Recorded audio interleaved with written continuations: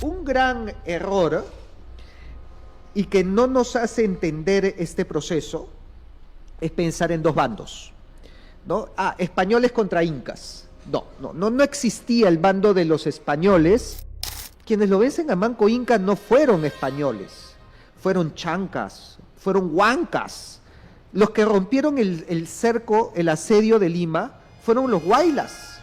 El Incarri es una persona, que va a venir una persona que va a ser el nuevo Inca y que va a restaurar la gloria del imperio. Cuando Pizarro entra a Cusco, se produce su liberación de los ejércitos de Quito, porque a los atahualpistas los conocían como los de Quito y por lo tanto como invasores. Igual los incas tuvieron un cambio dinástico y el sucesor de Atahualpa fue Carlos V.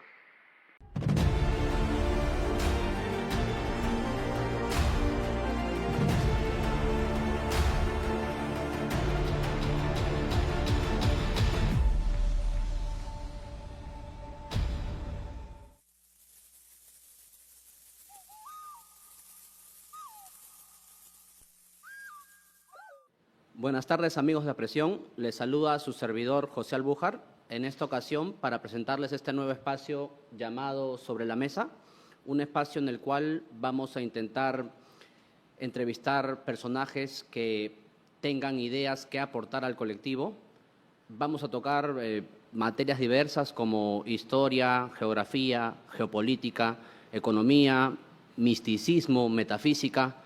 Vamos a tocar temas diversos y bueno, para esta primera ocasión tenemos el honor de tener a un invitado de renombre como el profesor Rafael Aita, más conocido como Capitán Perú. ¿Qué tal, profesor? ¿Cómo se encuentra? Hola, ¿qué tal? Un gusto. Bien, bien. La verdad, muy honrado con su presencia. Si me permite 30 segundos para presentarlo como se debe. Adelante. Bueno, quería comentarles primero que el profesor Aita es candidato a doctor en Humanidades de la Universidad de Piura, magíster en Administración en Estrategia de Empresas en Centrum La Católica, MBA en el Master School of Management de Holanda, ingeniero industrial de la Universidad de Lima, docente de la Facultad de Ingeniería Industrial de Lima, expositor internacional en congresos celebrados en Tokio, Inglaterra, Colombia, España y demás países, y ha publicado en revistas científicas nacionales e internacionales. Además, es autor de los siguientes libros: Los Incas Hispanos, El Secreto del Último Inca, Cazando Mitos, Pachacútec, El Estratega del Imperio, entre otros. Y nada, profesor, quisiera iniciar con una pregunta vital, tal vez de base. Lánzala. ¿Qué es para usted, para la hispanidad, qué es la leyenda negra? ¿Cómo podríamos definirlo de cara a nuestra audiencia? ¿Cómo se define la leyenda negra? Se llama leyenda negra cuando se tergiversa, se manipula o se malintencionadamente se selecciona una porción, un fragmento de los hechos históricos solamente para dejar mal a una de las partes, ¿no? A una, digamos, a una cultura, a un país, a una civilización. Y por lo tanto no existe solamente leyenda negra de España, ¿no? Tal vez mucho se habla de la leyenda negra y la leyenda rosa con respecto a España. Pero existen leyendas negras sobre cualquier país o cultura y de repente, poniendo como ejemplo otra, lo vamos a entender mejor.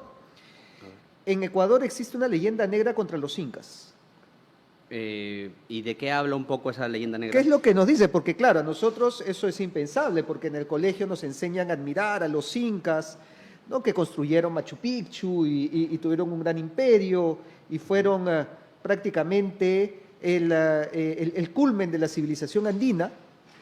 Pero en Ecuador se enseña, y me lo ha dicho más de uno, que los incas fueron unos invasores que llegaron solamente a destruir, a saquear, a robar, a quitarles el oro y a subyugar a las etnias locales, ¿no? Como los Quito, los Vale, vale. caranquis, los cañaris, los cuales tuvieron una resistencia heroica en contra del opresor. Vamos, es lo mismo que en muchos casos se dice contra España, solamente cambia el nombre de España por incas, y es lo que se aplica extrapolando a lo que sería hoy el Perú, ¿no? Porque así como los incas en su momento buscaron, pues, subyugar y dominar a los quitos, eso se prolongó con el Estado peruano que buscó conquistar y arrebatar tierras a Ecuador, que se defendieron heroicamente de una potencia más grande que ellos. Ok. Ahora, claro, si analizas esto, es cierto que existieron conquistas incas, pero el hecho de decir que solamente fueron a saquear, a robar, a matar, a llevarse al oro y subyugar, obviamente no le rinde tributo a todo lo que hicieron los incas, incluyendo un proceso civilizatorio, porque cuando Tupac Yupanqui llega al Ecuador, encuentra pues que muchas de las etnias vivían en etapa tribal, y les lleva tecnología, les lleva cultura, les lleva idioma, cosa que no se toma en cuenta dentro de esta leyenda negra, como también no se toma en cuenta en la leyenda negra española. Convengamos que dentro de este cúmulo de leyendas negras, la leyenda negra que más está afectando en la actualidad a Perú y afecta en todo ámbito, me parece, en ámbito social, político, hasta geopolítico se puede nombrar, es la leyenda negra contra España. Bueno, lo vemos en las elecciones, este es un fenómeno que tiene varios años, incluso podemos decir 50 años, ¿no? Podría marcar desde la reforma curricular en el gobierno de Velasco Alvarado, en donde se introduce esta visión dicotómica de la historia, ¿no? De conquistadores versus conquistados, opresores versus oprimidos. Pero siempre se había mantenido solamente en el ámbito social y en la política incluso muchos no le hacían caso, ¿no? Y lo veían como una cuestión anecdótica. Yo diría hasta el gobierno de Pedro Castillo. Pedro Castillo, cuando toma el poder, en su primer discurso de toma de mando, menciona a los pueblos, a las etnias andinas que vivían en armonía hasta que llegaron los hombres de Castilla a imponer y a subyugar. Ahora, convengamos que este estilo de hacer política es muy latinoamericano, ¿no? O sea, se ve desde México. Sí, por supuesto. Desde todos lados. Podríamos decir que se ha extendido desde México hasta, no sé, no considero que haya llegado a Chile, no he visto que haya llegado a Argentina. En Chile un poco con el tema de los mapuches, pero ya vendría a ser pues otra realidad, porque los mapuches, araucanos, en realidad sí tuvieron una masacres, pero durante la época republicana de Chile, ¿no? En la época española prácticamente no entraron ahí. Vale. Y, lo he visto sí en Bolivia, lo he visto en Ecuador. De repente, yo diría, en aquellos lugares donde existieron imperios prehispánicos. O sea, Tahuantinsuyo y México. Vale. Y para ir aterrizando esto a nuestra realidad, a nosotros, te lo digo personalmente, salí del colegio hace, me parece, 15 años recién, a uno le instauran desde primaria que la idea es más o menos esta, ¿no? Llegan 200 españoles, así te la cuentan en primaria, y tú te la imaginas así, un poco más vienen a jugar Counter-Strike, vienen a jugar Free Fire, y llegan y en teoría, o sea, como te lo pintan el profesor de colegio es, barren con todos, ganan todo, porque tenían perros y tenían armas, un poco más tenían AK-47 y ametralladoras automáticas, y tumban 200 españoles este imperio en poco más de algunos meses, 1 o 2 meses. Entonces, ¿fue tal así? Y está siendo generoso, ¿ah? Porque la versión que se da es que el Tahuantinsuyo cayó en 30 minutos con la captura de Atahualpa, lo cual deja muy mal a los incas, ¿no? Nos deja como payasos. O sea, yo no sé qué versión indigenista o que reivindica a la cultura andina y lo autóctono puede sostener que un imperio de 10 millones de personas cayó en 30 minutos con la captura de Atahualpa.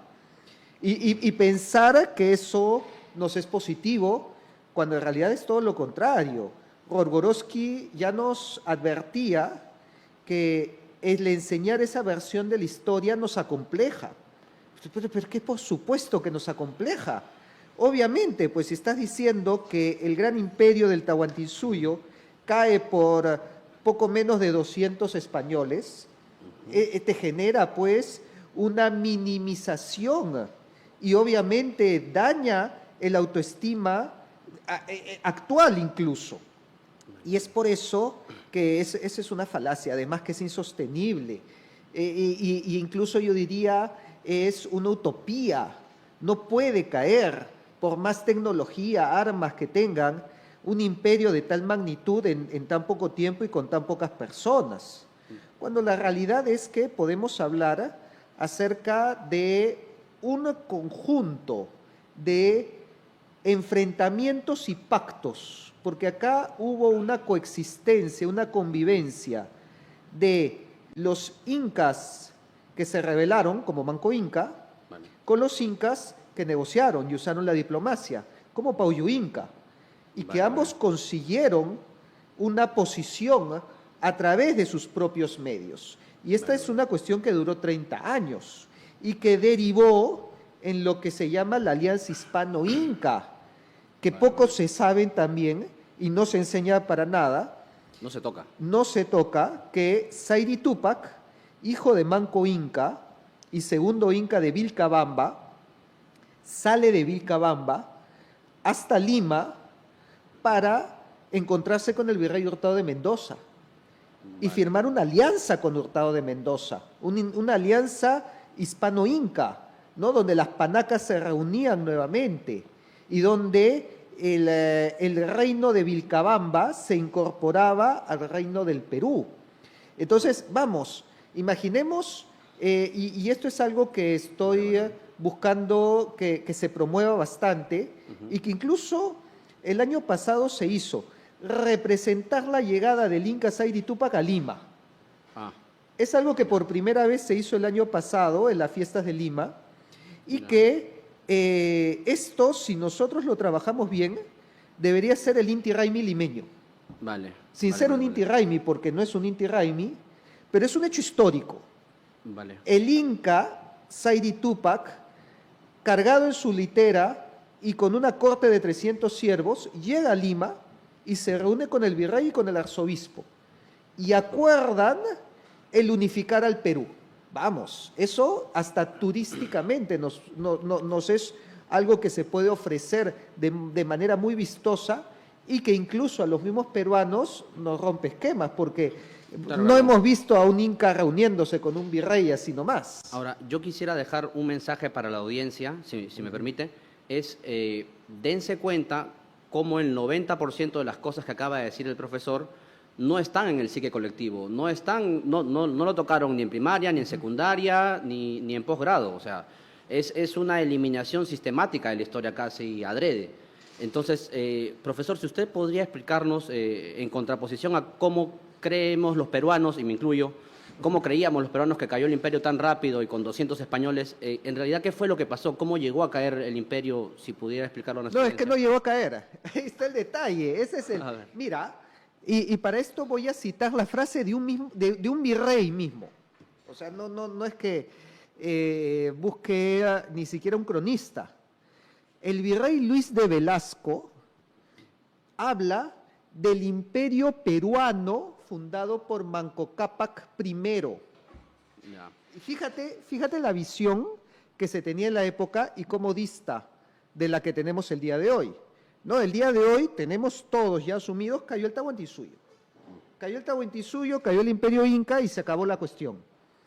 Pero en aquella época se hablaba que el imperio peruano fue fundado por Manco Cápac y que luego de Atahualpa y los incas de Vilcabamba y la negociación de Sairi Túpac, existe un cambio de dinastía, tal como existió en los faraones cuando, digamos, la dinastía de los Ptolomeos, que eran griegos, se vuelven faraones. Cleopatra era griega, no era de heredera de Ramsés, era heredera de Ptolomeo, ¿no? de uno de los generales de Alejandro Magno. Hay un cambio dinástico. Igual los incas tuvieron un cambio dinástico y el sucesor de Atahualpa fue Carlos V. Y acá, claro, esto lo vemos como un delirio. ¿De dónde? Pero, Se rompe la psique, se claro, derrumba la entramos en una disonancia cognitiva. Estás loco. ¿Cómo vas a decir que Carlos V era sucesor de Atahualpa? Pero eso lo vemos en los cuadros de la época.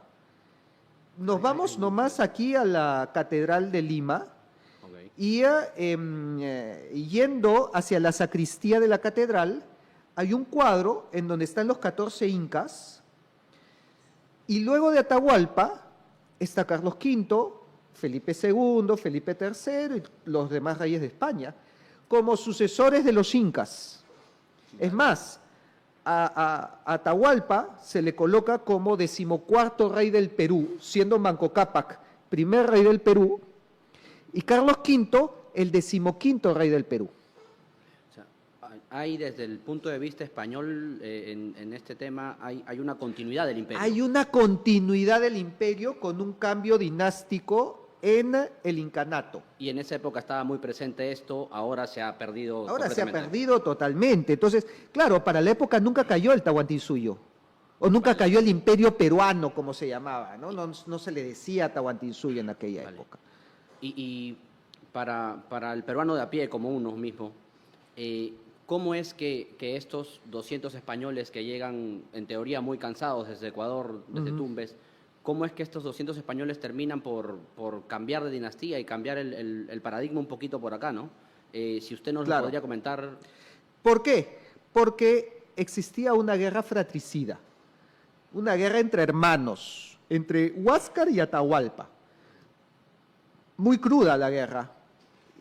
Atahualpa había realizado un verdadero escarmiento a todos los aliados de Huáscar, ganándose muchas enemistades, muchos odios, y a las mismas panacas de Huáscar y panacas aliadas.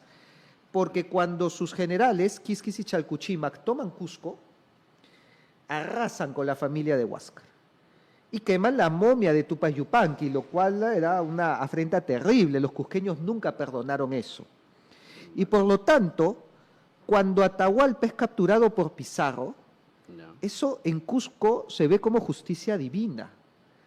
Dicen las probanzas toledanas que Pizarro fue recibido en Cusco con holgura, o sea, con alegría, con regocijo, porque había derrotado al enemigo que los estaba exterminando.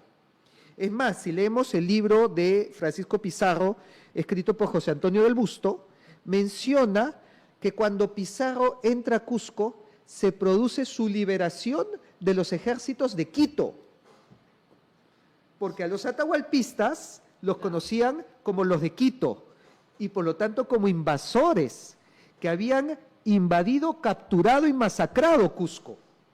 Y eso se había terminado con la llegada de Pizarro. Entonces, en Cusco a Pizarro pues lo recibieron con fiesta.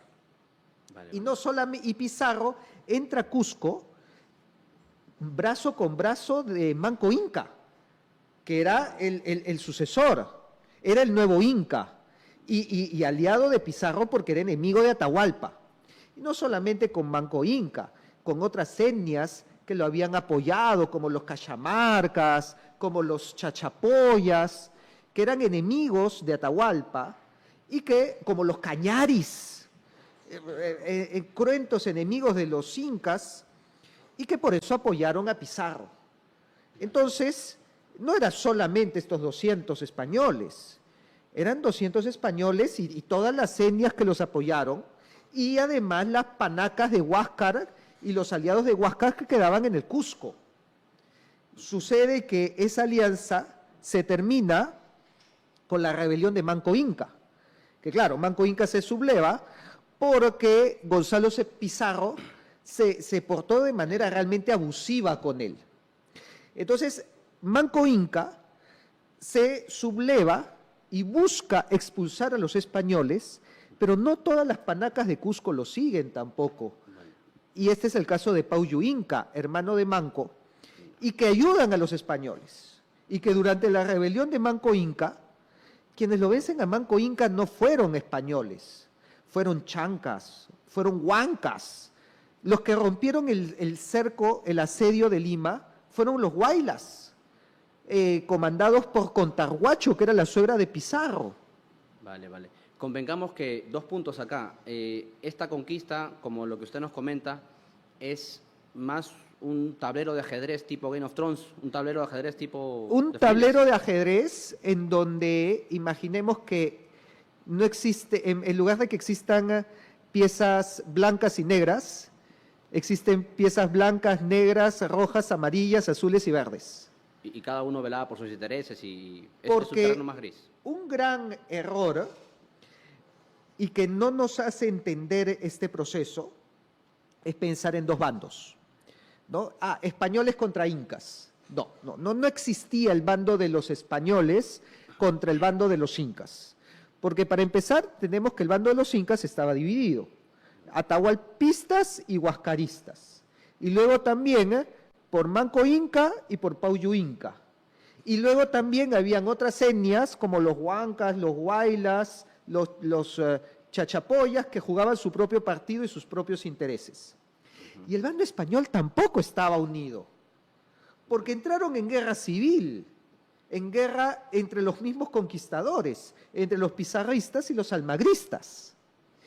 Y cuando estos 2 bandos entran en guerra, los otros se alinean de una manera a uno u a otro, porque Manco Inca, que era enemigo de los pizarristas, apoya al bando de los almagristas. Mientras que Pauyu Inca, que era aliado de los almagristas, cuando ve que comienzan a perder con los pizarristas, se pasa al bando de los pizarristas. Y cuando España ve que acá se estaba armando pues una pelea de pulpos, y esto era un bolondrón, era un todos contra todos, manda sus propios ejércitos y Pauyu Inca apoya a los ejércitos enviados por España. Vale, vale. Entonces, y ahí tú ves que incluso muchos de estos conquistadores, como Gonzalo Pizarro, como Carvajal, mueren como traidores a España, porque incluso se pelearon contra el mismo rey. Sí, se ha escuchado cosas que en un momento ahondaremos en esa parte, en la parte de Gonzalo Pizarro. Ah, ya, me he adelantado, Sí. entonces. No, me he emocionado. no, vamos por ahí. El tema es, uno de los temas, es que termina de, este proceso ocurre mucho por esta división y esta guerra interna que se tenía entre Atahualpa y Huáscar. Sí. Porque hubieron algunas expediciones, le he escuchado decir, algunas expediciones por el sur, por la zona de Paraguay, cuando el imperio aún estaba unificado. ¿Si nos podría contar eso? Alex García, me parece que era el nombre, era un portugués, el cual entra por el Atlántico, llega hasta los guaraníes y le plantea lo mismo que Pizarro. Y le dice, vamos a tumbarnos el reino que está en el norte, que es muy rico. Con la mala suerte que le toca ya no una guerra civil, sino que se encuentra en esa época con Huayna Cápac, que estaba vivo y tenía todo el control, y dijo, estos que vienen por allá me los borran del mapa. Y al punto que hoy ni nos acordamos de ellos. Los borraron de la historia. Los borraron de la historia, los masacraron y les pasaron por encima. Y eso hubiera sido con Pizarro si se hubiera encontrado Huayna Cápac. Algo que no lo digo yo, que lo dice el mismo Pedro Pizarro, que menciona, jamás hubiéramos podido entrar a estas tierras si hubiera estado al mando Huayna Cápac, lo llama él. Vale. O sea, convengamos que se dio la tormenta perfecta para que ocurra esto, en teoría. Sí, se dio lo que los incas llamaban el Pachacuti. Que son este grupo de... Convengamos que hubieron varios oráculos que predijeron esto, ¿no? Que es el momento en que el mundo se pone de cabeza.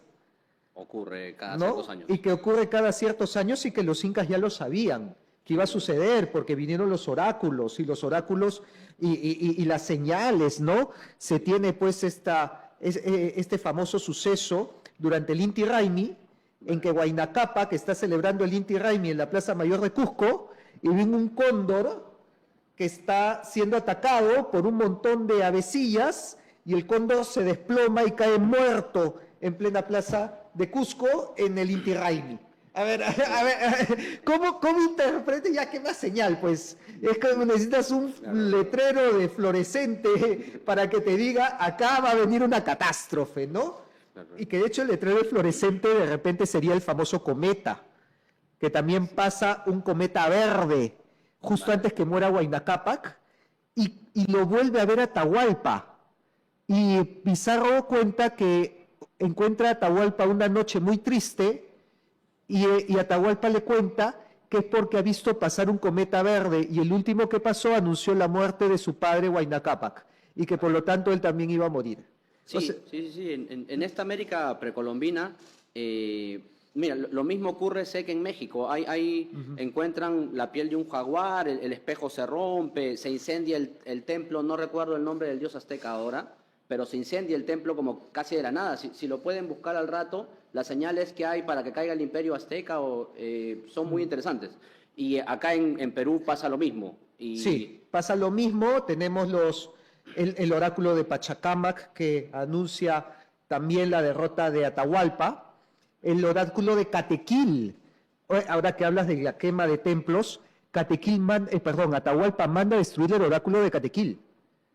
Porque cuando consulta al oráculo, Catequil le dice, esta guerra está de más, no importa quién la gane, todos ustedes la van a perder.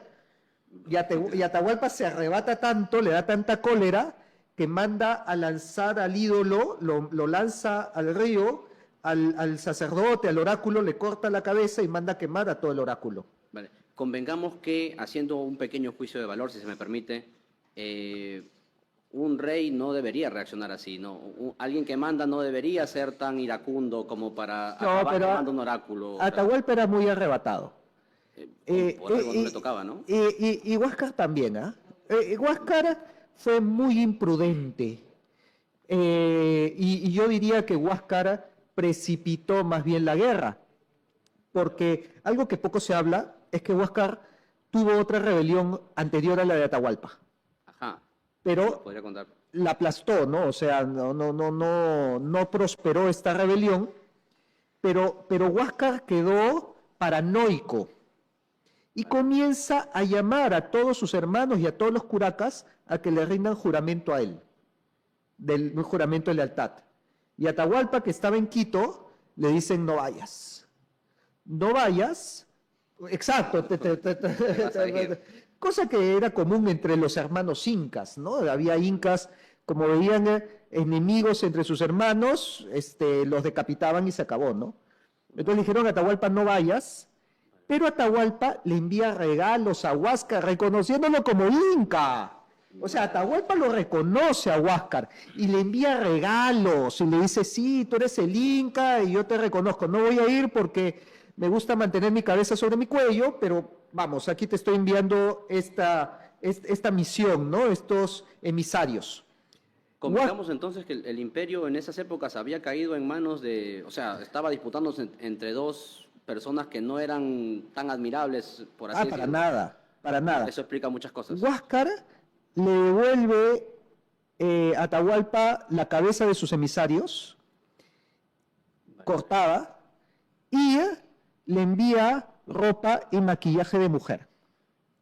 Ahora, ¿Qué le está diciendo ahí? Eres una nena. Claro. Discúlpenme por el machismo patriarcal. Pero es la traducción del mensaje. La traducción es, eres una nena, no eres un hombre. Esto rompe con el discurso de que todo era rosa, acá un poco más era el Edén, el incanato. O sea. Para nada, si tenemos las crónicas y las historias de que habla que más de un inca murió envenenado. O sea, las conspiraciones son algo común cuando existe mucho poder.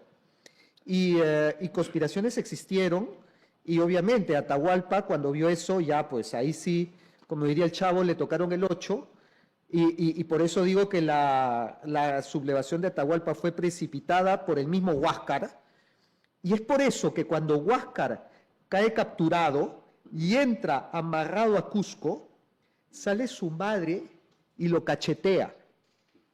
Y le dice, tú eres el que has traído toda la desgracia a nuestra familia. Y para que tu madre haga eso, tienes que haberle embarrado toda, pero demasiado. Todos sabemos que madre cuando la madre se pone así es porque hemos metido las cuatro patas, ¿no? Una madre te perdona todo, pero para que ocurra eso, es terrible. Igual, acá cae mucho esto que acaba de decir, cae mucho en la frase esta, no sé si la dice Maquiavelo, corríjanme, el poder corrompe y el poder absoluto corrompe absolutamente. Igual, yo tengo fe, diré, en que existen hombres probos que pueden aguantar el poder. Muy pocos o pocos. Claro. Tengo fe en que alguna vez hayan un poco más. Pero... Claro, lo que pasa es que los incas en teoría no tenían el poder absoluto, porque, según Rodworowski, los incas tenían una diarquía. El inca no gobernaba solo, el inca gobernaba con el Willacumu, o incluso otros autores mencionan con otros incas, y que existían, digamos, esta diarquía del inca en Cusco, el inca fuera de Cusco, Pachacútec Tupac Yupanqui, por ejemplo. Pero esto lo rompe Huayna Cápac. Huayna Cápac sí concentra poder. Y luego ocurre esto. Y luego ocurre esto. Pasó lo que dice la frase, por decirlo menos. Profesor, y ahora, volviendo a estos mitos y a esta parte de la leyenda negra, quisiera nombrarle un par de frases de lo que se para diciendo siempre. Se dice que los españoles que llegan, parte de estos 200 y los primeros españoles que llegan, eran en teoría puros presidiarios o condenados a muerte, que se les daba solo la opción de claro, o vas al Perú o mueres acá en España. Y por eso claro, eran de muy baja calaña los que llegan. Claro. ¿Es real del todo? ¿A medias? ¿Es un poco más gris? No, es a medias. Obviamente la primera ola fue de aventureros, porque no cualquiera se iba a lanzar a lo desconocido. Pero también es falso eso que dicen, pues que Pizarro era un chanchero, ignorante, analfabeto, ¿no? Vamos a tomar el ejemplo del caso de Pizarro para empezar. Sí es cierto que Pizarro, hay historias de su juventud, que cuando era adolescente criaba chanchos en Trujillo de Extremadura. Pizarro sale a los 19 años de Trujillo, se une al ejército, pelea en Nápoles bajo el mando de Gonzalo Fernández de Córdoba, el gran capitán, que fue uno de los mejores estrategas de España, ni hablar de repente de la historia, y aprende muchísimo ahí de estrategia, viene a América, participa de la misión que descubre el Océano Pacífico con Balboa, y luego se vuelve alcalde de Panamá. O sea, si bien fue chanchero en su juventud, tiene una historia, pues no es que de chanchero vino a conquistar el Perú, ¿no?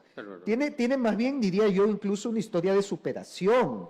Que es más bonito, ¿no? Que lo deja bien parado, ¿no? Sí, que pasa en el día a día acá en Lima, o sea, uno puede iniciar en cualquier trabajo y luego ir mejorando y eso te forma como persona más bien. Exacto. Porque tú puedes ser rey toda tu vida, príncipe toda tu vida, pero no aprendes ¿no? a controlar tu ira, no aprendes a controlar tantas cosas y acabas siendo un déspota. Entonces, Pizarro fue muy astuto, yo creo que porque tuvo que bandearse y abrirse paso en la vida. Y luego de Pizarro, a ver, estamos hablando que en el Perú tuvimos la primera universidad de América, sin contar colegios de nobles, el Colegio San Francisco de Borja, 2 universidades solamente en el Cusco, la Universidad de Huamanga en Ayacucho. Eso no te lo van a fundar salvajes, carceleros, presidiarios, ¿no? Aquí vinieron intelectuales, vinieron científicos, como es el caso de José da Costa. Clarísimo ejemplo, la corriente de Humboldt debería llamarse la corriente da Costa. Porque José da Costa descubre esta corriente 200 años antes que Humboldt y la coloca en su historia natural y moral de las Indias. José da Costa era científico que vino a estudiar la naturaleza y las plantas del Perú. Vale. Y junto con él vinieron pues los evangelizadores. Los evangelizadores eran unas personas muy intelectuales para poder comprender el mundo andino y en esa clave llevarles el Evangelio. Y la prueba de eso es que ellos hicieron los primeros diccionarios de quechua, las gramáticas de quechua, de aymara. A ver, si nosotros vemos la línea histórica, el quechua tiene diccionario antes que el alemán, antes que el inglés, antes que el italiano. Claro, claro, Y claro. eso no lo hace pues un presidiario, un delincuente, eso te lo hace un intelectual. Si te vas a San Pedro de Andahuaylillas, la famosa iglesia que se llama la Capilla Sixtina de América, recomiendo, búsquenla los que nos San están Pedro de viendo. Andahuaylillas. La iglesia de San Pedro de Andahuaylillas es, si ven las fotos en Google, es maravillosa. Si van al lugar, es más impresionante aún. Ahí había el párroco que se llamaba Pérez de Bocanegra, manda a construir la capilla bautismal y el arco para entrar a al baptisterio, ¿no? A esta pila donde te bautizan, se llama el arco pentalingüe, porque la fórmula bautismal, yo te bautizo en el nombre del Padre, del Hijo y del Espíritu Santo, está escrita en 5 idiomas, en español, en latín, en quechua, en aymara y en puquina. Vale, había un respeto. Porque el párroco quería que sean bautizados en el idioma materno, que les es común. Esto te lo hace, pues, no te lo hace un bruto, esto no te lo hace un ignorante, no te lo hace un salvaje, no te lo hace, pues, un delincuente. Esto te lo hace un tipo que piensa, que sabe, que razona. Ahora, convengamos que este mérito de los españoles en su cosmovisión del ciudadano andino se ve más valorado en contraste con los ingleses o los holandeses pero o por los belgas. supuesto. Si usted nos podría hablar un poco de estos contrastes. Sí, claro. La diferencia que encontramos, ¿no? con Australia, con Nueva Zelanda, con Canadá, con el mismo Estados Unidos, la vemos saliendo a la calle y viendo los rostros, a ver cómo se imagina el público al neozelandés o al australiano promedio. Y ahí vas a encontrar que la población natural es mínima, es un porcentaje muy minoritario. En cambio, no lo vemos aquí eso en el Perú, o en nuestros países, o en México, en Bolivia, en Ecuador, a la hora de salir a la calle. En los mismos rostros encontramos la diferencia de políticas. Y te das cuenta de eso cuando ves que en Estados Unidos el matrimonio entre personas de distinto color de piel se aprueba en 1967. 500 años antes, Francisco Pizarro se estaba casando con la hermana de Atahualpa, bajo la venia de las ordenanzas que Isabel la Católica le había dado a Nicolás de Obando, que decía, cásense españoles con indias e indios con españolas. Que la cosmovisión española sobre el ciudadano natural de las Indias era distinta, por lo que usted No me dice. solamente la cosmovisión, reconocieron la civilización y la imperialidad inca. Es más, incluso yo diría hasta reconocieron su cosmovisión, porque los incas adoraban al sol. Bueno, ese culto, que no necesariamente era el sol que vemos, porque este cambio lo hace Pachacútec. Pachacútec en un momento hace una reforma religiosa, donde les dice a los tarpuntaes, a los sacerdotes del templo del sol, del Coricancha, les dice, si el sol es un dios supremo, si es un hacedor, si es una deidad, ¿por qué siempre sigue el mismo recorrido? ¿Por qué no descansa? El que manda nos hace siempre lo mismo. Debe haber otro que lo mande. Y ahí dijo, existe un sol por encima del sol, al que llamó Huiracocha Pachayachachic. Ahí viene el famoso Huiracocha. Pachayachachic, el que ordena el mundo. Y que en el mural de Santa Cruz Pachacuti lo dibuja como un óvalo que está flanqueado, o sea, por el Sol y por la Luna. El Sol y la Luna tienen un lugar de anexo a este óvalo que está en el centro, que le llama Huiracocha Pachayachachik Inti Pintin, Vale, vale, vale. que significa el sol de soles, el sol por encima del sol. Cuando vienen los jesuitas y los evangelizadores y ven eso, les dicen, ese sol por encima del sol es Jesucristo, que es la luz del mundo, el sol que nace de lo alto, según el Evangelio de Lucas. Y por eso es que la élite inca ve en Jesucristo la plenitud de lo que veían antes en esa adoración a un sol que está por encima del sol. Vale, vale, vale. Sin ánimo de ahondar en estas escuelas místicas, hay algunas más con las que estoy haciendo paralelismo ahora. Dicen muchas escuelas místicas, los Rosacruces, los gnósticos, incluido la masonería blanca, por así llamarlo, que el impulso de Cristo es el impulso del sol, es un impulso crístico, y los gnósticos, que son una escuela ultra antigua, dicen, en un momento lo voy a buscar, que nuestro sol, el de nuestra Vía Láctea, le responde a otro sol que lo nombran por ahí, luego en un rato busco el nombre, pero Claro. créanme que hay muchas correlaciones. No, a ver, las si me cosas. hablas sobre los gnósticos, debe ser el demiurgo.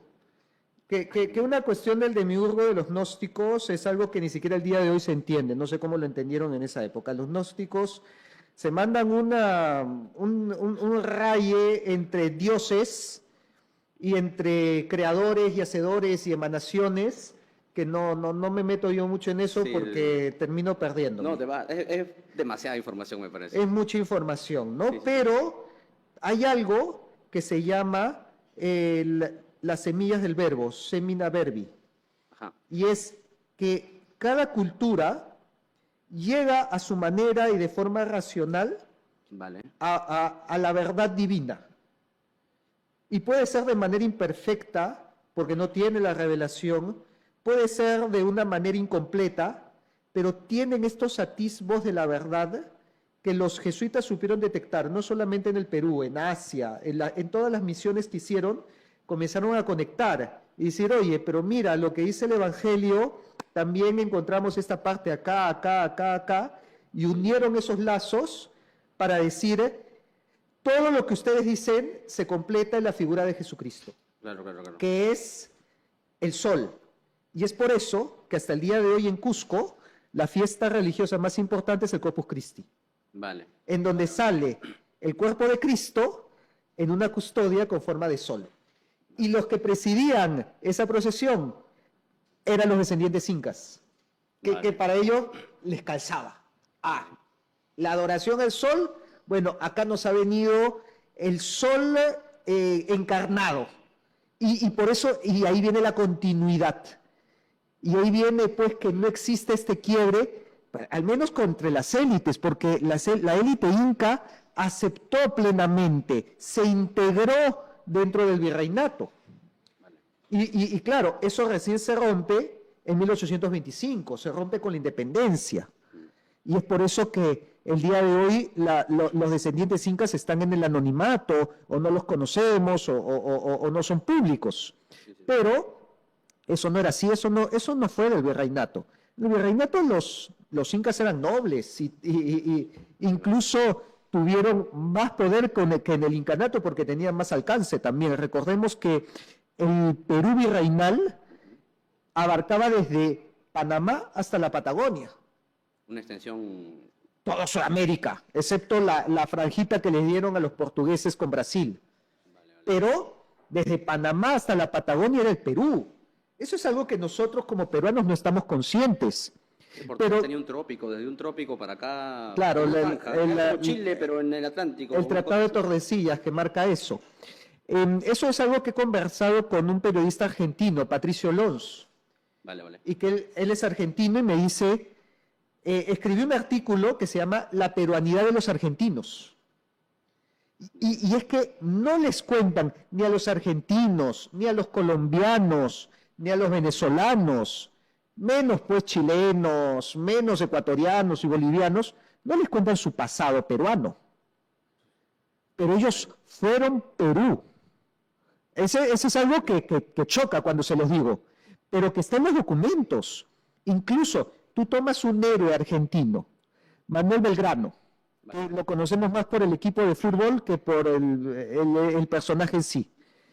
Belgrano nació en 1770, antes que se cree el virreinato de Oro de la Plata en 1776. La vez pasada leí su partida de bautizo. Decía, Manuel de Belgrano de la Santísima Trinidad, nacido en el puerto de Buenos Aires, Reino del Perú. Era peruano. Peruano. Sí. Profesor, para ir pasando a la época de la independencia, por así decirlo. Ya estamos más o menos en la época de la independencia. Quisiera tocar uno de los puntos más fuertes que usan, bueno, no más fuertes, en verdad no tienen mucho sustento, pero se habla mucho de que había lo que me decían en el colegio, le voy a comentar, no sé si sean mentiras o sean verdades grises. Se dice que los españoles tenían el monopolio comercial del incanato, no sé, del Sí, Imperio claro. del Perú, y luego de ello se dice que, o se les acusa mucho, devuelvan el oro. Como Ya. si ese oro devuelto nos volviera a Taiwán, nos volviera a Hong Kong, una cosa, o Singapur, no lo sé. Claro. A ver, vamos con el tema a ver, sí, pues se habla de monopolio con España, pero, a ver, ¿qué significaba en esa época monopolio? Monopolio significaba que podías comerciar desde Alaska hasta la Patagonia y desde Filipinas hasta España. Bueno, ya se acabó el monopolio, ¿no? Porque es que todo eso era parte del imperio. Vale, vale. Pero estamos hablando de una extensión de 4 continentes, porque incluía también la España africana, la Oceanía y Asia española, la América española, y estamos hablando de los 4 hemisferios del planeta, en donde en un bazar de Huánuco o de Huancavelica, tú encontrabas desde seda de China o el famoso mantón de Manila, que era de lujo, o telas de Flandes, ¿no? O sea, Flandes lo que soy Holanda, pero lo mejor de todos los continentes. Fue como horrible. Era, claro, como un mall de Nueva York. Tenías todo. Entonces, sí, pues era un monopolio, pero vamos, en el imperio donde no se pone el sol, hablar de monopolio también es relativo, ¿no? Y sobre el oro, ¿qué podemos decir? Sobre el oro se ha hablado mucho, lo cual incluso me parece un mal ejemplo, porque la extracción de oro en el Perú fue mínima. Y vamos a ponerlo en cifras. Lo que se extrajo de oro en el Perú durante los 300 años de virreinato es el equivalente a lo que se extrae a un año en el Perú actual. La extracción de oro del Perú actual de un año es lo mismo que se extrajo durante los 300 años con España. Entonces, el arrancarnos los pelos por eso, más bien deberíamos preocuparnos más que en el futuro no nos cuestionen o no nos juzguen con qué es lo que estamos haciendo con el oro actual y cómo estamos manejando esa riqueza. Vale. Eso es más peligroso que lo que ocurrió En lo que, si estamos hablando de cantidades, pues está trayendo bastante ahora y no vas a comparar con la actualidad. Vale, vale. Profesor, y bueno, ahora viendo el tema ya de la independencia, se escucha mucho, actualmente se está empezando a escuchar, porque la independencia nos lo venden como una guerra que ganamos. Y por lo que se ha visto en cifras, en las batallas y en lo que ocurrió, ¿es en realidad la guerra de independencia una guerra que ganamos los peruanos? O sea, ¿nos podría explicar eso? ¿Contra quién la ganamos? Ese es el detalle. Porque si hablamos de que la ganamos contra España, en el ejército realista habían 500 españoles, de un total de 6.000. España no tenía un ejército de posesión acá. El ejército realista era el ejército real del Perú y estaba conformado principalmente por peruanos. La cuestión es que el ejército patriota también tenía peruanos. Y eso tú lo ves cuando antes de la batalla de Ayacucho Sucre le pide a Canterac que antes de empezar la batalla, los hermanos que se encuentren en ambos bandos se acerquen a un terreno neutral y se den un abrazo, cosa que sucedió. Los hermanos que existían en ambos bandos se acercaron a terreno neutral, se dieron un último abrazo antes de regresar a sus filas y agarrarse a balazos. Y ahí te muestra que era una guerra de secesión. Peruanos entre peruanos, peruanos contra peruanos. Ambos ejércitos tenían el nombre del Perú, el Ejército Real del Perú y el Ejército Libertador del Perú. Vale, vale, porque se ha estado escuchando, y usted tal vez sepa más de este tema, se ha estado escuchando que, bueno, Bolívar, San Martín, no sabían qué hacer después de la independencia. No, San Martín sí sabía qué hacer. ¿Qué es lo que planeaba? Instalar una monarquía. Nunca se pudo. Nunca lo pudo, lo cual creo que fue un error. Yo creo que la historia del Perú hubiera sido otra si comenzaba como una monarquía. El problema de San Martín es que buscó un príncipe europeo, que yo creo que si hubiera mirado hacia los Andes y hubiera buscado un príncipe cusqueño, descendiente inca, no hubiéramos tenido, ni siquiera hubiéramos necesitado de Ayacucho, porque como dije, las tropas realistas eran andinas, eran cusqueñas, ayacuchanas, arequipeñas. Se hubieran plegado inmediatamente a la corona del Inca. Claro. Y nos hubiera permitido retener más territorio. Seguramente no hubiéramos perdido el Alto Perú, no hubiéramos perdido Guayaquil, y hubiéramos tenido una historia más parecida a la de Brasil, que más bien creció en territorio, porque Brasil comenzó siendo una monarquía. Vale. Entonces, en cambio, los primeros años republicanos del Perú fueron una desgracia, fueron una anarquía total. Fueron 20 años en que tuvimos 9 presidentes en 20 años y 5 constituciones. O sea, un desgobierno y un caos reinante. Porque el Perú no conocía, no estaba acostumbrado al modelo republicano. Y ahí yo creo que San Martín tenía razón. San Martín vio que el Perú debió haber sido monarquía.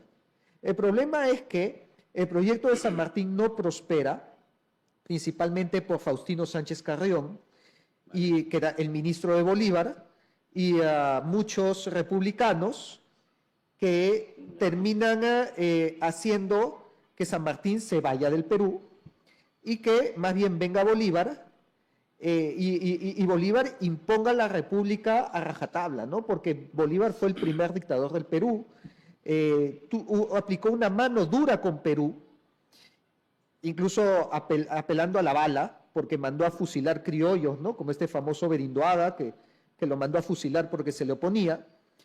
Y por lo tanto, nunca, y tal vez hasta el día de hoy, no nos acostumbramos al modelo republicano, porque siempre hemos visto como exitoso el modelo incaico, que era un modelo de jerarquías, de alguien que tiene un cetro en la mano, de una persona que pone orden. Y claro, cuando tú a un pueblo que es monárquico le quitas al rey, se vuelve caudillista. Un poco como las hormigas, cuando le quitas, quedan las abejas sin abeja reina. Va a buscar otra abeja reina. Sí. Pues acá, ante la falta de esta figura monárquica, bueno, comenzamos a buscar caudillos, militares, dictadores, hasta el día de hoy, de repente. Y eso lo vemos en los símbolos políticos. Vamos, Alejandro Toledo ganó la presidencia diciendo que él era Pachacútec, Claro. y con una banda, y la gente le gritaba Pachacútec, Pachacútec. Y el mismo Pedro Castillo, siendo de izquierda con su partido marxista-leninista mariateguista, toma el mando usando un barayoc, Vale. que es un cetro que le daba el Inca al que gobernaba. Es un cetro monárquico. Entonces, ahí tú ves pues ese anhelo por lo monárquico que tenemos hasta hoy. Vale. Profesor, y para ir viendo este tema, tengo un tema que es no sé cómo tocarlo, tal vez sea espinoso, el tema de... Mira, yo estaba revisando dónde hay vestigios de leyenda negra y en un momento me topo con el himno nacional. Claro, con la Y digo- famosa con la famosa estrofa apócrifa, ¿no? Largo tiempo el peruano oprimido, la ominosa cadena arrastró. Pero lo dicen en la estrofa 1, en la 2, en la 4, en la 5 y en la 6. Sí. Miren, voy a leer un par de estrofas para no hacerla muy larga. A ver, largo tiempo el peruano oprimido, ya le dije a usted. En la estrofa 2, ya el estruendo de broncas cadenas que escucharon 3 siglos de horror, ya pintaron como si fuera. En la estrofa 4, Lima cumple ese voto solemne y severa su enojo mostró al tirano impotente lanzando que intentaba alargar su opresión. A su esfuerzo los fierros y los surcos que en sí reparó. Le atizaron el odio y venganza. O sea, es un himno nacional que está sembrando odio desde el inicio, que heredara de su inca y señor. Y permítame la última, hay una que estoy dejando. Excitemos los celos de España, pues presiente con mengua y furor que en concurso de grandes naciones nuestra patria no tendrá parangón. Rápido lo último, a ver, en la lista que de esta se forme, llenaremos primero el renglón que el tirano ambicioso y iberino que la América toda asoló. O sea, esto es esto. Obviamente lo escribieron los independentistas, ¿no? Pero, o sea, acá hay un escollo bastante grande. Por supuesto, no, ¿por qué escollo? O sea, no, es un obstáculo muy grande. Digamos, es parte de la leyenda negra. Pero es... A ver, ¿Cómo lo quitamos? no cómo lo quitamos, ¿Cómo cómo lo lo cambiamos? entendemos, no cómo lo cambiamos. Me parece... ¿Por qué poco se le cruzado. llama tiranos? O sea, creo que es la palabra que más se repite, ¿no? Sí, Ir sí, contra sí. el tirano. No, habla hasta de guerra, porque dice llevemos el Y bote de llevemos la ¿no? guerra, vamos la a de ir Liberia. a España a mandarles cañonazos a sus propias playas. Sí, sí, sí. El concepto de tiranía, ¿sabes? O sea, no viene de, pero ¿sabes quién lo trata? Francisco Suárez, filósofo jesuita, hace un tratado contra el tiranicidio. Vale. No, perdón, sobre el tiranicidio, ¿no? Un tratado sobre el tiranicidio, donde describe cuando un monarca tiene las características del tirano. A ver, si nosotros comenzamos a pensar en la monarquía de la época, Okay. uno también se cuestiona y dice, ¿hasta qué punto me es válido aguantar este sujeto que abusa de mí? Y por lo tanto, los filósofos jesuitas, los filósofos de Salamanca, también se lo preguntaron y dijeron, ¿hasta qué punto el rey reina con autoridad? ¿Y hasta qué punto es un tirano? O como dice la famosa frase, tú eres rey mientras seas buen rey. Si no eres buen rey, no serás rey. Vale. Eso lo describe Francisco Suárez en su tratado sobre el tiranicidio. ¿Por qué? Porque a partir de la creación del Estado moderno, de la paz de Westfalia y un poco también de la filosofía a partir del siglo XVII, surgen las monarquías absolutistas en Francia y en Inglaterra. En Francia, con Luis XIV, el rey sol, el Estado soy yo, el absolutismo francés que llevó a la Revolución Francesa. Este absolutismo entra a España cuando hay un cambio dinástico, que eso no es eso es con los Borbones. ¿Y que de dónde eran los Borbones? Franceses. Franceses. Eso explica bastante. Cosa que no lo tenían la Casa de Austria, los Habsburgo. Los Habsburgo, que eran un paralelismo, hablando para un peruano común como yo y como en general, los Habsburgo eran un paralelismo de los Targaryen, o sea, eran hermano con hermano, acaba cayendo por eso, primo, acaban hermano. cayendo por Carlos II, que muere sin descendencia porque ya tuvo un cruce genético en donde nace totalmente infértil. Sí, le invito al público a que pueda googlear cómo eran los que Habsburgo busque los últimos. la cara de Carlos II. Y nacían muy mal por esto. Carlos el hechizado, ¿no? No estaba hechizado, es que tenía todos estos problemas. No, estos genes estaban... Cuando Carlos II muere sin descendencia, hay una guerra entre los Borbones y los Habsburgo por el trono de España, que por el apellido del rey sabemos que la ganan los Borbones. Estoy hablando de 1700. Cuando entran los Borbón, el primer rey Borbón fue Felipe V, el cual era el nieto de Luis XIV. O sea, y pariente de Enrique de Borbón, el cual era protestante y renuncia al protestantismo para hacerse rey de Francia con la famosa frase, París bien vale una misa. Este era un poco, a ver, hay que entender la mentalidad de los Borbones con respecto al poder y su visión política. Bueno, es por eso que Felipe V, y a partir de 1700, comienzan las reformas borbónicas, que no fueron aceptadas en el Perú. Es más, al primer virrey Borbón, Manuel de Oms, lo vacaron. Hablando para que veas desde dónde vienen las vacancias del jefe de Estado.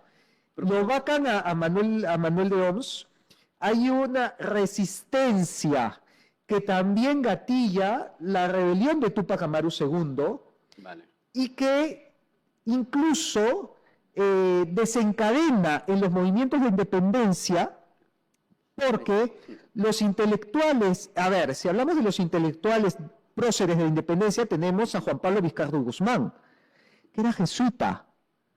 Él estudió en un seminario en Arequipa y terminan deportándolo del Perú porque Carlos III de Borbón expulsa a los jesuitas de todos sus reinos. Y desde Europa escribe la carta a los españoles americanos que invoca a que se rompió el pacto con los Austrias. Y por lo tanto, los Borbones eran tiranos. Por eso ocurre mucha rebelión. Ahí es donde viene el siglo de rebeliones que habla Escarredo Felan. Siglo de rebeliones anticoloniales. Porque con los Borbones, esta alianza que estaba mencionando al inicio, entre España, la corona, que era el rey de España era el sucesor del Inca, lo rompieron al quitarle el poder a los curacas con las reformas borbónicas. Y ahí empieza mucho Túpac Amaru, viene todo lo demás. Ahí empieza, que Túpac Amaru también habla del tema de tiranía. Ahí empieza el tema de la tiranía y de buscar la justificación de la secesión por estar gobernados por un tirano. Profesor, usted ha nombrado hace un momento mucho los oráculos, que muchos oráculos predijeron esta llegada de los españoles. Yo no quisiera terminar esta entrevista sin nombrar sé que hay muchos mitos después de Pachacútec, llega el mito del Incarri, llegan muchos de estos mitos. Uy. El mito del Incarri... ¿Cuándo viene el siguiente Pachacútec? Si nos pudiera condensar el mito del Incarri para tocar un último tema sobre los Quero. El mito del Incarri tiene muchísimas versiones, algunas incluso con tintes cristianas cuando hablan del apocalipsis, del fin del mundo, que el Incarri antecede a la segunda venida de Cristo, ya con muchos tintes, ¿no?, de cristianos apocalípticos. Sin embargo, a ver, para explicar qué es el Incarri, ¿no? El Incarri viene de Inca Rey. Y lo que tienen en común todos estos mitos es que el Inca Rey fue descuartizado y sus 4 miembros esparcidos por los 4 suyos, mientras que la cabeza, en algunas versiones del mito, está enterrada en Cusco, en otras versiones fue llevada a España.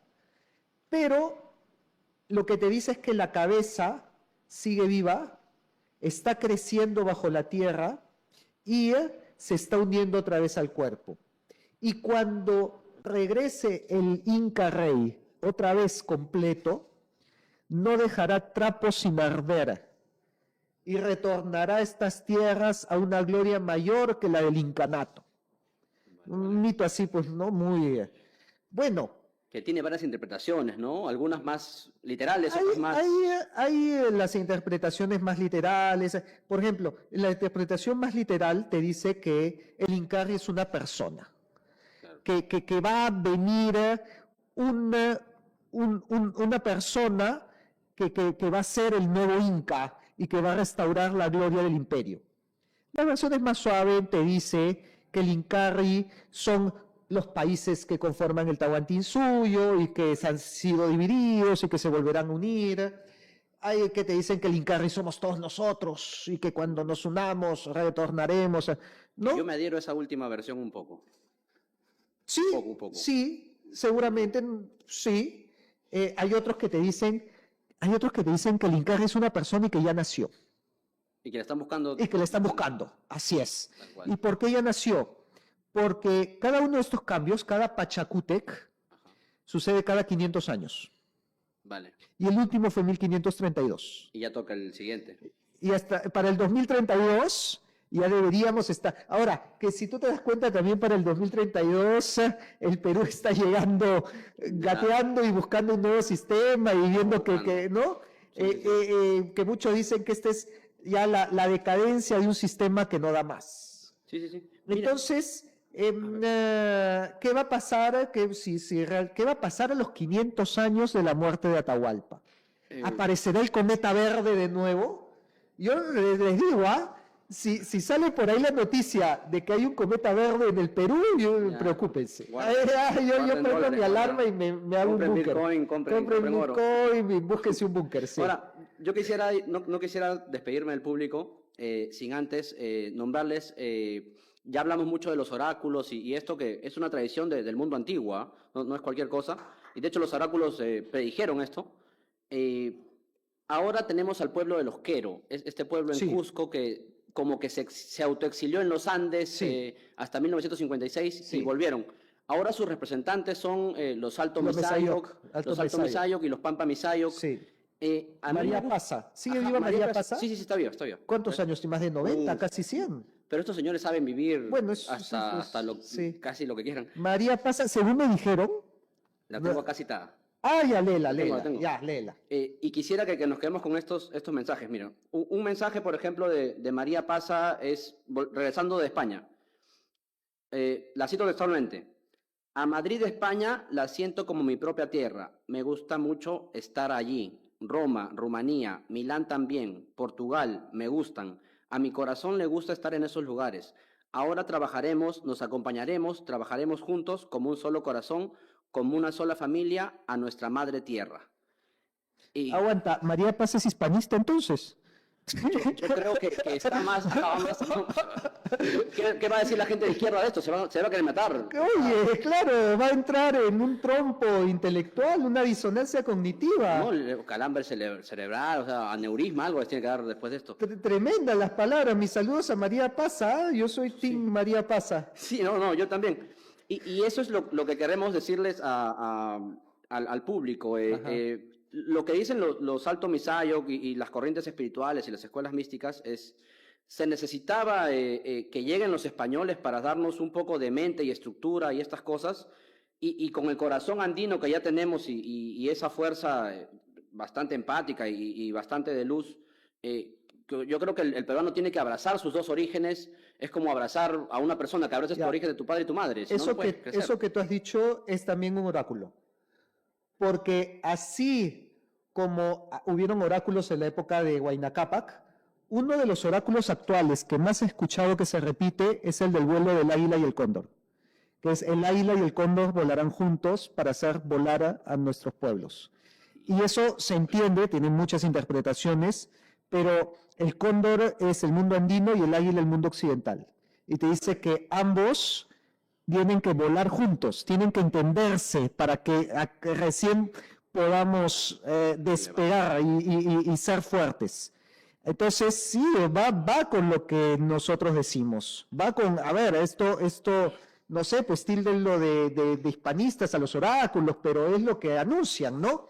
Claro. Ahora, con respecto a María Pasa, lo que me habían comentado es que María Pasa, bueno, no, lo que me habían dicho no, es sin confirmar, no sé si será verdad o no, pero había dicho que el Incarri ya había nacido y que era mujer.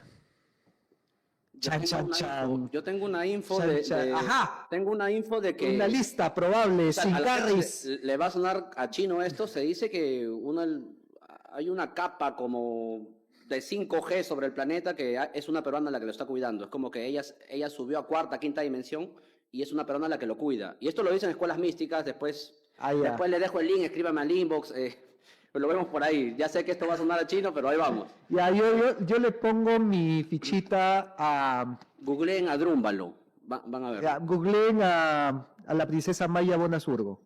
Ya, por ahí deben haber algunos temas interesantes. Lo sucede que el archiduque de Austria se casa con una shipiba.